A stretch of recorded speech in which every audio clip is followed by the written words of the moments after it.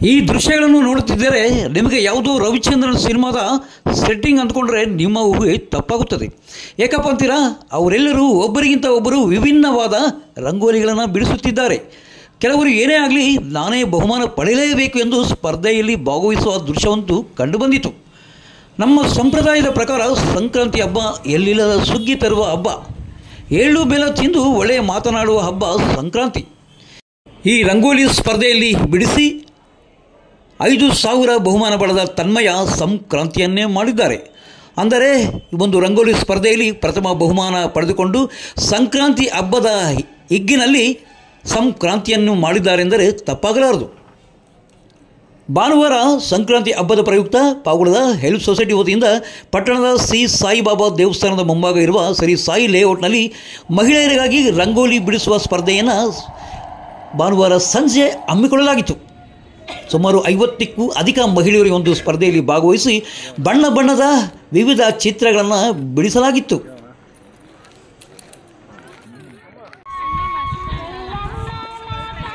ಭಾಗವಹಿಸಿದ್ದೆ ಅಂತಕ್ಕಂಥದನ್ನ ಒಂದು ನಿಮ್ಮ ಲೈಫ್ ಅಲ್ಲಿ ಮೆಮೊರಿ ಆಗುತ್ತೆ, ಹೌದಲ್ವಾ?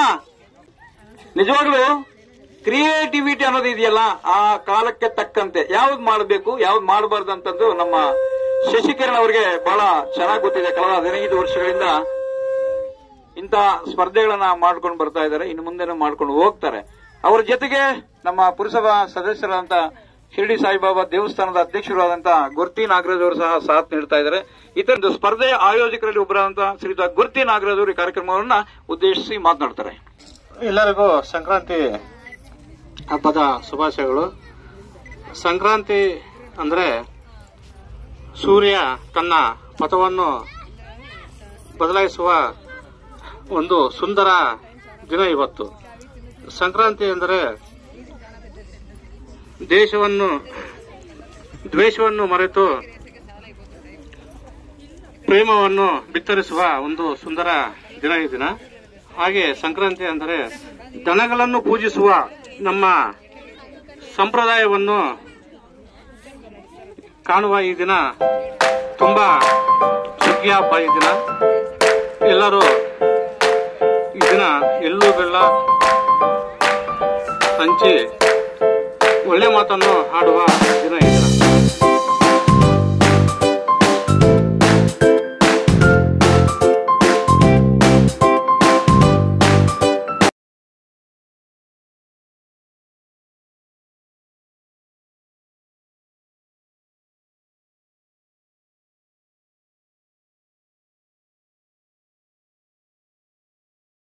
ಪುರಸಭಾ ಸದಸ್ಯರಾದ ಸುದೇಶ್ ಬಾಬು ಅವರು ಸ್ಪರ್ಧಾ ಕಾರ್ಯಕ್ರಮಕ್ಕೆ ಶುಭ ಹಾರೈಸಿದ್ದಾರೆ. ಕಾಂಪಿಟೇಷನ್ಗೆ ಬಂದಿದ್ದೀರಾ, ಬಹಳ ಶ್ಲಾಘನೀಯ ಕೆಲಸ.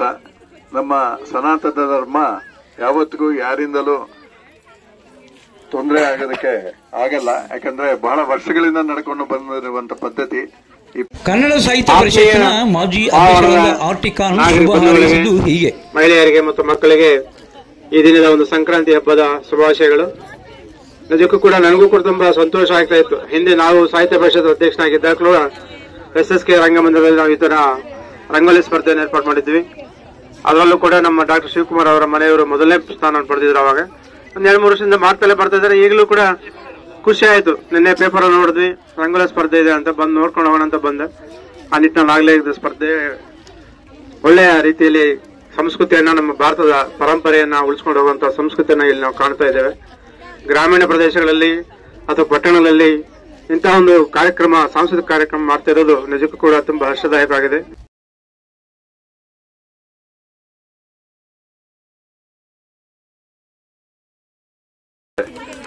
ನಿಮ್ಮ ಎಲ್ಲರ ಬಗ್ಗೆ ಕುರಿತು ನಮ್ಮ ಗುರುಕುಲ ಶಾಲೆಯ ವ್ಯವಸ್ಥಾಪಕರು ಆದಂತಹ NC ನಾಗಕೃಷ್ಣಪ್ಪರವರು ಒಂದು ಕ್ರಿಯೇಟಿವಿಟಿ ಅನ್ನೋದು ಹೆಣ್ಮಕ್ಳಿಗೆ ಸಾಧ್ಯ. ತುಂಬಾ ಚೆನ್ನಾಗಿದ್ದಾವೆ. ದಯವಿಟ್ಟು ಇದನ್ನ ಸ್ಪೋರ್ಟಿವ್ ಆಗಿ ತಗೊಳ್ಳಿ. ಯಾರು ಜಡ್ಜರ್ ತೀರ್ಮಾನಕ್ಕೆ ಬದ್ಧರಾಗೋಣ. ರಂಗೋಲಿ ಸ್ಪರ್ಧೆಯಲ್ಲಿ ಸುಮಾರು 50ಕ್ಕೂ ಅಧಿಕ ಯುವತಿಯರು ಮತ್ತು ಮಹಿಳೆಯರು ಭಾಗವಹಿಸಿದ್ದು, ಮೊದಲನೇ ಬಹುಮಾನ 5,000 ರೂಗಳ ಬಹುಮಾನವನ್ನು ತನ್ಮಯ ತನ್ನದಾಗಿಸಿಕೊಂಡಿದ್ದಾಳೆ. ಈ ಒಂದು ಬಹುಮಾನವನ್ನು ಹೆಲ್ಪ್ ಸೊಸೈಟಿಯ ಅಧ್ಯಕ್ಷರಂತ ಮಾನಮ್ ಶಶಿಕಿರಣ್ ನೀಡಿದ್ದು, ದ್ವಿತೀಯ ಬಹುಮಾನ 3,000 ರೂಗಳನ್ನು ನೇತ್ರಾವತಿ ಪಡೆದುಕೊಂಡಿದ್ದು, ಈ ಒಂದು ಬಹುಮಾನ ಶ್ರೀಲಕ್ಷ್ಮಿ ಮೋಟಾರ್ಸ್ ಮಾಲೀಕರು ನೀಡಿದ್ದಾರೆ. ತೃತೀಯ ಬಹುಮಾನವನ್ನು ನೀತು ಪ್ರವೀಣ್ 2,000 ರೂಗಳನ್ನು ಪಡೆದುಕೊಂಡಿದ್ದಾರೆ. 4ನೇ ಬಹುಮಾನ ಪವಿತ್ರ, 5ನೇ ಬಹುಮಾನ ನಾಗಮಣಿ ಮತ್ತು 6ನೇ ಬಹುಮಾನ ಮಮತಾ ಪಡೆದುಕೊಂಡಿದ್ದಾರೆ. ಉಳಿದಂತೆ ಭಾಗವಹಿಸಿದ ಎಲ್ಲ ಸ್ಪರ್ಧಾಳುಗಳಿಗೂ ಪಾವಗಡ ಪಟ್ಟಣದ ಗುರುಕುಲ ವಿದ್ಯಾಸಂಸ್ಥೆಯ ಸಂಸ್ಥಾಪಕ ಕಾರ್ಯದರ್ಶಿಗಳಾದ NC ನಾಗಭೂಷಣ ಅವರು 2024ನೇ ಕ್ಯಾಲೆಂಡರ್ ಮತ್ತಿತರ ಬಹುಮಾನಗಳನ್ನು ನೀಡಿದ್ದಾರೆ. ತೀರ್ಪುಗಾರರಾಗಿ ಸಂಧ್ಯಾ ಶಶಿಕಿರಣ್, ಸುಧಮ್ಮ, ಮಂಜುಳಾ, ಜ್ಯೋತಿ, ನಾಗಮಣಿ, ನಳಿನ ಭಾಗವಹಿಸಿದ್ದು ಸ್ಪರ್ಧಾ ಕಾರ್ಯಕ್ರಮದಲ್ಲಿ ಬೇಕರಿ ನಾಗರಾಜ್, ಬ್ಲಡ್ ಶಶಿಕಲಾ, ಮೆಹರ್ರಾಜು, ಸಾಗರ್, ಸಾಯಿ, ಮಂಜುನಾಥ್, ಹರಿಕುಮಾರ್ ಸೇರಿದಂತೆ ಮತ್ತಿತರರು ಹಾಜರಿದ್ದರು. ನಾಡಿನ ಸಮಸ್ತ ಜನತೆಗೆ ಸಂಕ್ರಾಂತಿ ಹಬ್ಬದ ಶುಭಾಶಯಗಳು ಕೋರುವರು ಸತ್ಯ ಲೋಕೇಶ್, ಸಂಪಾದಕರು Pavagada power news. Shridhar Gupta, CEO bright future computer centre Pavagada.